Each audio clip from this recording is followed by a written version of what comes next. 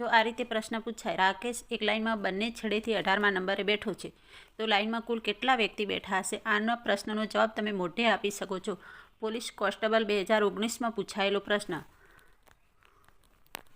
18 દુ 36, 36માંથી 1 માઇનસ કરો, તમારો જવાબ આવશે 35.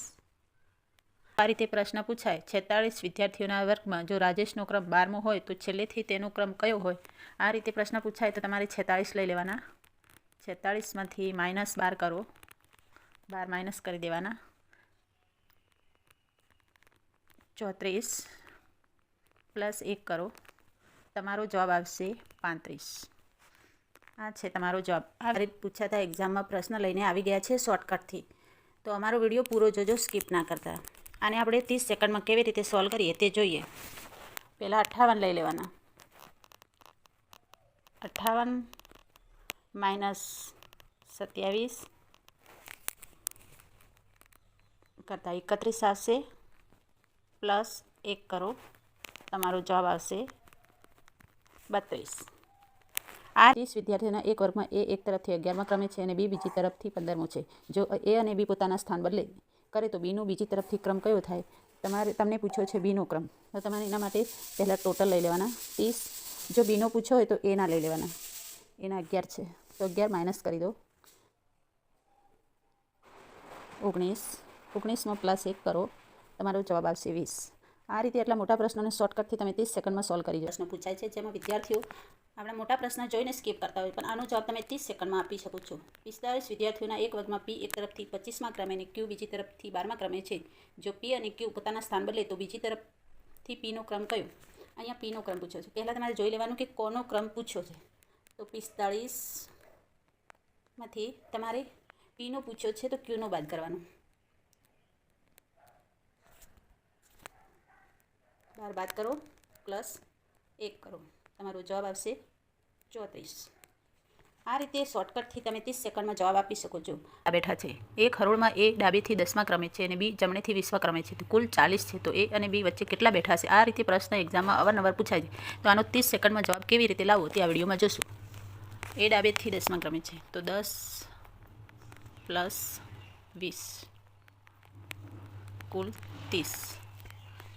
અહીંયા 40 છે તો 40માંથી 30 બાદ કરો, જવાબ આવશે 10. તો વચ્ચે 10 બેઠા છે. આ રીતે પ્રશ્ન પૂછાય, એક હરોળમાં એ ડાબે બાજુથી 10મો બેઠો છે જ્યારે બી જમણી બાજુથી 15મો બેઠો છે. જો હરોળમાં કુલ 30 વિદ્યાર્થીઓ હોય તો એ અને બી વચ્ચે કેટલા બેઠા હોય? આના પ્રશ્નનો જવાબ તમે મોઢે આપી શકો છો, પણ હું તમને બતાવી દઉં. 10 અને 15 કેટલા થાય? 25 થાય ને, 25. અને કુલ કેટલા છે? 30. 30માંથી 25 બાદ કરો, વધ્યા 5. 5 જ તમારો જવાબ છે. તો આ હરોળ આધારિત પ્રશ્ન છે. 2024માં એએમસીમાં પૂછાયેલો પ્રશ્ન. 75 લોકોને એક હરોળમાં ચેતકનો ક્રમ ડાબેથી 18મો છે અને એ જ હરોળમાં રોશનનો ક્રમ જમણેથી 34મો છે. તો બંને વચ્ચે કુલ કેટલા બેઠા હશે? આનો શોર્ટકટથી 30 સેકન્ડમાં તમે જવાબ કેવી રીતે લઈ શકો તે આ વિડીયોમાં જોશું. પહેલાં તો તમારે 18 લઈ લેવાના. 18 પ્લસ કરો 34, બંનેનું પ્લસ કરતા આવશે 52. કુલ લઈ લેવાના 75. કુલ કેટલા છે લોકો? 75. 75 લઈ લો.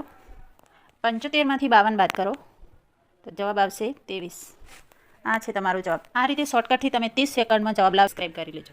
એક હરોળમાં એ ડાબે બાજુથી 13મો બેઠો છે જ્યારે બી જમણી બાજુથી 23મો બેઠો છે. જો કુલ 30 વિદ્યાર્થીઓ બેઠા હોય તો એ અને બી વચ્ચે કેટલા બેઠા હશે?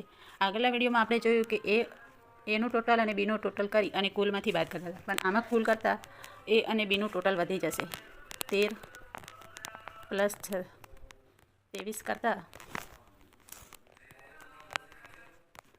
ટોટલ 36 થશે. તો આમાં 30 લેવાના. કુલ 30 છે. 30માંથી 36 બાદ કરો તો તમારો જવાબ આવશે 6. 6માંથી 2 બાદ કરી દેવાના. જો એ અને બીનું ટોટલ કુલ કરતાં વધી જાય તો હંમેશા 2 બાદ કરવાના. તમારો જવાબ આવશે 4. આમાં વિડીયોમાં તમારો જવાબ છે 4. આ રીતે 30 સેકન્ડમાં તમે કોઈ પણ પ્રશ્નનું એક્ઝામમાં આન્સર આપી શકો છો 30 સેકન્ડમાં. આ વર્ગમાં સુનિલનો ક્રમ આગળથી 14મો અને પાછળથી 41મો છે, તો આ વર્ગમાં કુલ કેટલા વિદ્યાર્થીઓ હશે? આ રીતે પ્રશ્ન પૂછાય તો તમે તેને શોર્ટકટથી કેવી રીતે સોલ્વ કરો તે આ વિડીયોમાં જોશું. 14 પ્લસ 41 55. 55માંથી -1 કરો, તમારો જવાબ આવશે 54. 54 તમારો જવાબ છે. આ રીતે શોર્ટકટથી વિડીયો જોવા માટે અમારી ચેનલને સબસ્ક્રાઈબ કરો, વિડીયોને લાઇક કરો, ગમે તો કોમેન્ટ કરો. Thank you for watching.